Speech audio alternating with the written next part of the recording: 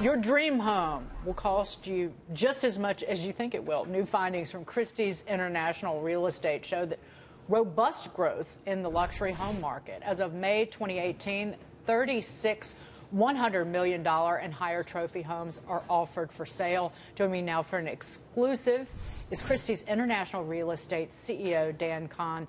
Dan, what can you tell us about the strength of the luxury market based on this report you guys did? Well, I can say that there's been massive acceleration this year in the luxury end of the market, which is a function of a couple of things. One, 2016 into 17 was a big pause year.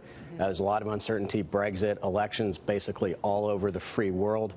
And so really the people hit the pause button. And now you come through that, and what has evolved is you've got basically a matchmaker's paradise. You've got sellers who were on the sidelines for long enough that they started to embrace the new reality and drop their prices.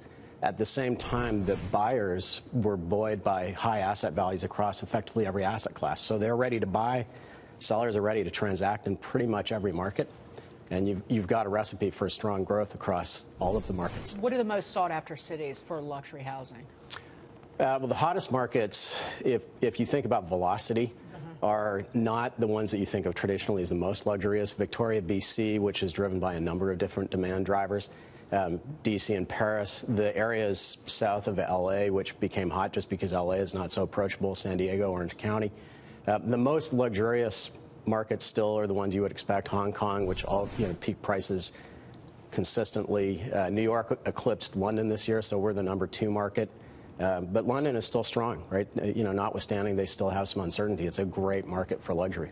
Okay, so we're seeing this vibrant market at the top end. Home builders seem very optimistic, but they're still not building that many homes. Is this just kind of a hangover from the crisis? People are more careful? What's going on there? Yeah, I think it depends a little bit on the market. When you're in the city, you feel like there are a lot of homes being built because we do a lot of super tall here, right?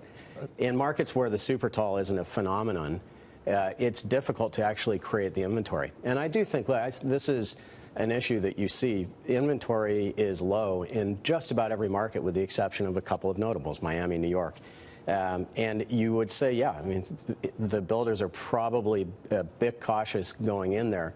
But I think, truthfully, when you look at the way that we're approaching it kind of as a country and worldwide, there is not enough focus on driving supply. I mean, the big conversation is really how do you get supply to people who are just trying to get on the property ladder? And I don't think enough is really being done there. Is that impossible here in New York City? Again, you talk about, what about the inventory here in New York City?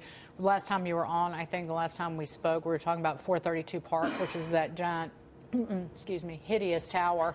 I think A-Rod and J-Lo have bought it's taller than the Empire State Building. People who come to New York will be able to see it. But what about the inventory that's coming online, particularly for the billionaire market? And I'm not joking. Well, there's a decent supply, right? And again, if you look at New York and you look at Miami, I would describe it as a bit of a glut. 432 Park actually did really well, and it did well because when you're on the inside of that and you're looking out, you understand why it's an iconic tower. It has the best views, arguably, in the world, right? Same thing if you look down Billionaires Row. There is, though, a lot of supply at the high end, and this is the area of the market where sellers are having, whether they're the developer, or somebody who's bought into the unit, they're having to be more realistic. So 157, which is a fabulous building, you're already seeing slight declines in pricing in the secondary market. That's on 157 Park. But these are apartments that are like $10 million and higher. Correct? Yeah. What do you see for demand, though, for the luxury market going into next year as interest rates are going to continue to rise? Do you think 2018 is going to be a great year and then 2019 it's going to, soften up? Well, we're seeing it already in 2018. The challenge is inventory. It just doesn't exist in every market, but there is significant demand, and you would expect it, right? Equity values they're not at their all-time highs, but they're pretty close. Everybody's buoyant. Consumer confidence is there.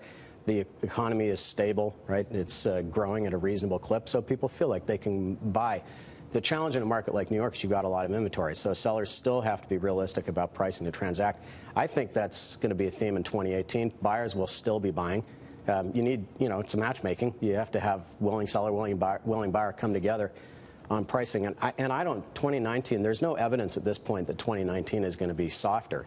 mean, nobody can really, I don't have a crystal ball, but I just don't see the dynamics changing. Dan, good to see you. Thank you so you. much for covering so much. Dan Conn of Christie's International.